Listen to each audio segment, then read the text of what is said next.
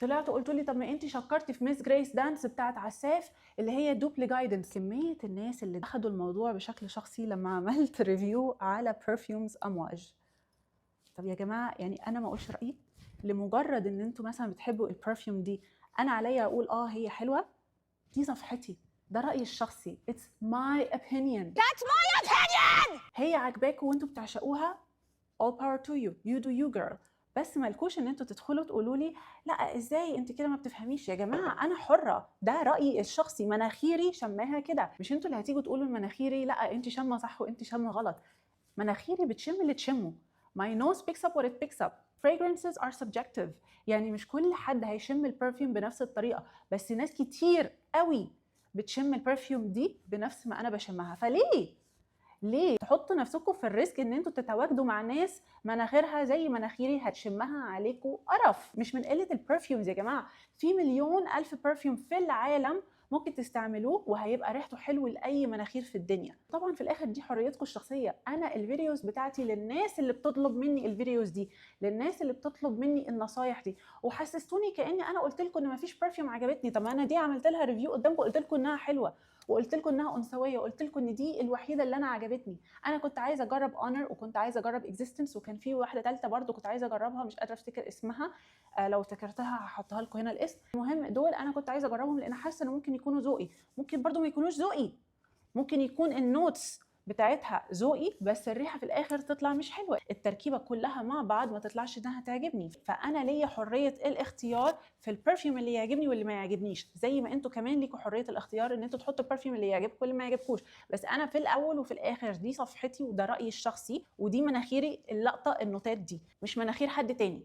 فانا النوتة اللي بلقطها بقولها، انا ما عنديش اي موضوع شخصي مع البراند. طالعين تقولوا لي ان انا عندي موضوع شخصي في براندات دافعالي ومش براندات دافعالي، ان انا ليه؟ مين؟ ليه اصلا؟ برفيوم عجبني وبرفيوم ما عجبنيش، يا اخي انا حره. ما في مليون الف براند بطلع اقول ان انا ما عجبنيش البرفيوم عندهم. طلعت وقلت لي طب ما انت شكرتي في ميس جريس دانس بتاعت عساف اللي هي دوبلي جايدنس. يس حصل، وبرده في الفيديو قلت انها واو تحفه لازم اجيب الفول سايز بتاعتها. تاني يوم جيت عايزه استعملها بعد الريفيو، طبعا انا كنت شمها واو تحفه، فانا قلت بقى خلاص بكره لما هاجي اخرج هستعملها. جه بكره وجيت بقى عايزه استعملها، عينكم ما تشوف الا النور. انا ما كنتش طايقه نفسي فعلا. دوب رسمي ليه جايدنس من امواج. زي ما قلت لكم هي سبتها ولا جبت الفول سايز بتاعتها ولا اي حاجه، لانها فعلا زي جايدنس، وانا بالنسبه لي جايدنس مش حلوه، فطبيعي ان ميس جريس دانس برضو بالنسبه لي مش هتكون حلوه. ليه بقى في الفيديو بتاع الريفيو كانت عجباني وقتها؟ صدقوني ما اعرفش. تقولوا لي طبعا ما انت دلوقتي بتقولي الحقيقه علشان وقتها انت كنت بتشكري فيها عشان كان اعلان. ما كانش اعلان، والله العظيم كان فعلا البرفيوم عاجبني وقتها. في بتحصل زي ما بيحصل معانا لما بنروح سيفورا مثلا او هارفي نيكلز او بلومينجديلز، نشم برفيوم هناك وتعجبنا ونقول واو تحفه ونروح نشتريه، نرجع البيت بقى عايزين نستعمله على نفسنا نقول ايه القرف ده، احنا ازاي عجبنا وازاي اشتريناه؟ لا لا لا ده اكيد التستر اللي كان ريحتها حلوه وهو المنتج مش حلو. ونقعد نقول مليون الف عذر ونقعد نعمل مليون الف اكسكيوز علشان نحلل اللي احنا حصل معانا، ازاي عجبنا في الستور وما عجبناش في البيت. ده اللي حصل معايا بقى بالظبط في ميس جريس دانس. انا لما بيكون اعلان بطلع بقول، وبيتكتب تحت انه اعلان، بيتكتب هاشتاج اد، لان ده قانونيا ملزم مني ان انا اعمل له ديسكلوجر ان هو اعلان.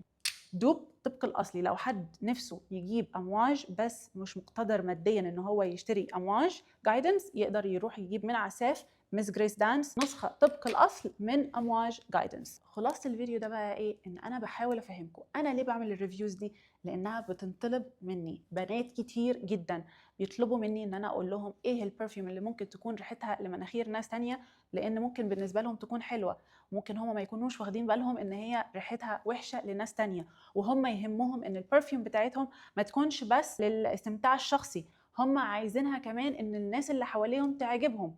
انت ممكن تقولي لا انا ما يهمنيش الناس تشمني ايه، اوكي جود فور يو، بس في ناس يهمها ان الناس ما تاخدش فكره وحشه عنها. انت ممكن يكون عاجبك برفيوم وتبقي شخصيا مستمتعه بيه، بس اللي حواليكي فاكر ان دي ريحتك وهياخدوا فكره وحشه عنك وهيفكروا ان انت واحده مش نظيفه. فانت مش فارق معاكي طبعا، براحتك. انما انا وبنات كتير قوي زيي بيهمها ان محدش ياخد فكره عنها وحشه. مثلا انت بني ادمه نظيفه، هتبقي عايزه الناس كلها تشمك ريحتك نظيفه. مستحيل تكوني بنت مهتمه بنظافتك وما يفرقش معاكي الناس تشمك ايه. لو انت واحده بتهتمي بنظافتك اكيد مش هتبقي حابه حد يشمك ريحتك مش حلوه، صح ولا لا؟ فانت دلوقتي ممكن تكوني حاطه برفيوم والله ريحته نظافه وريحته جميل وريحته مش عارفه ايه وسويت او فروتي او مش عارفه وات ايفر ايا كان ايه، بس في نوتة معينه فيها ناس معينه هتشمها عليكي عرق. لو انت مش فارق معاكي all power to you, do what you want، براحتك. بس في ناس يفرق معاها، في ناس مستحيل يبقوا حابين ان هم يتحطوا في موقف ان هو حد يكون شمامهم عرق وهو مش عارف، لان هو طبعا مستحمي وريحته نظيفه بالنسبه لنفسه وراشش برفيوم والكلام ده كله. انا مش بقول مثلا ان انتوا ريحتكم عرق وبتحاولوا تداروها بان انتوا تحطوا برفيوم، لا، بس الناس هتشمها عليكم كده. ما بالك بقى انت واحده نظيفه وطالعه من الشاور وحاطه برفيوم فاكره الناس كلها بقى هتشمك واو كده. يكون في ناس معينه هرجع تاني اقول معينه هيشموها عليكي عرق. ممكن ناس كتيره تشمها عليكي زي ما انت شمها على نفسك ومبسوطه بيها وعجباكي وهم هيشموها عليكي حلوه، بس في فئه ناس هيشموها عليكي عرق. ليه ده اللي انا بتكلم فيه. ليه هنحط نفسنا في الريسك ده من قله البرفيومز في السوق؟ خلصت البرفيومز، ما وقفتش غير على البرفيوم دي اللي ريحتها عليكي بتكون عرق لناس معينه. انت بقى حابه، تمام. الناس بقى اللي مش حابه، اللي بيطلبوا مني ان انا انبههم من الموضوع ده، علشان ان كان بقى ان هم مش عايزين يرموا فلوسهم على الارض، طبعا علشان مش عايزين يتحطوا في موقف زي ده قدام ناس معينه ويبقى ريحتهم وحشه وهم اساسا ناس نظيفه ومهتمه جدا بنظافتها، فاكيد مش عايزين يتحطوا في موقف زي ده. يا اما هم ناس ما بيعرفوش يميزوا ما بين الروايح الحلوه والروايح الوحشه، وعايزين حد زي امين يقول لهم ايه البرفيومز اللي هتبقى ريحتها حلوه لكل الناس، اللي هي البرفيومز الماس ابيلينج. ده مثلا برفيوم مش ماس ابيلينج نهائي، ده بيعجب فئه من الناس وما بيعجبش فئه من الناس. بس لما ما بيعجبش فئه من الناس، مش ان هو ريحته مش ستايلي بس حلو، لا، هو ريحته قرف بالنسبه لهم، فهيتاخد فكره وحشه عن الشخص للناس اللي هتلقط ريحته مش حلوه. الفئه من الناس اللي هتشموا عليكي حلو دول الفئه اللي بقول لكم بتعجبها الروايح دي. الفئه الثانيه اللي مش هيعجبهم الريحه دي هيبقوا ناس زي مناخيري كده مش عاجباهم الريحه دي، وهيشموها ريحه منفره، ريحه يعني unwashed body parts، بما معنى اماكن كده في الجسم مش مغسوله، ده اللي هيتشموا.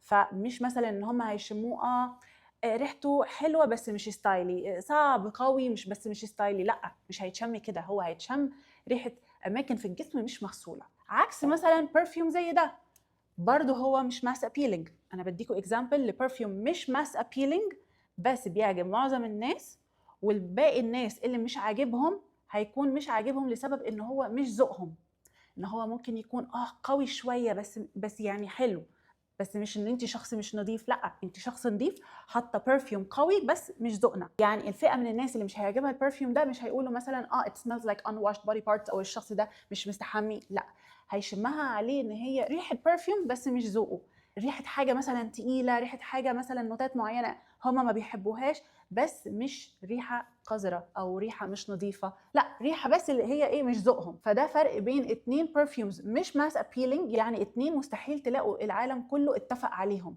بس ده النص اللي مش هيعجبه هيقول عليه ريحه شخص عرقان، وده النص اللي مش هيعجبه هيقول عليه ريحه برفيوم مش ذوقي. That's it. فده الفرق بين الاثنين. انا طبعا ما اقدرش اقول لكم تشتروا ايه وما تشتروش ايه، انا بطلع اقول انا شامه ايه وايه تجربتي الشخصيه مع البرفيوم الفلاني، وعليا اقول رايي بصراحه. المشاهد بقى ليه حريه الاختيار، انتوا بقى عايزين تشتروا البرفيوم او مش عايزين تشتروه، دي حاجه بترجع لكم انتوا.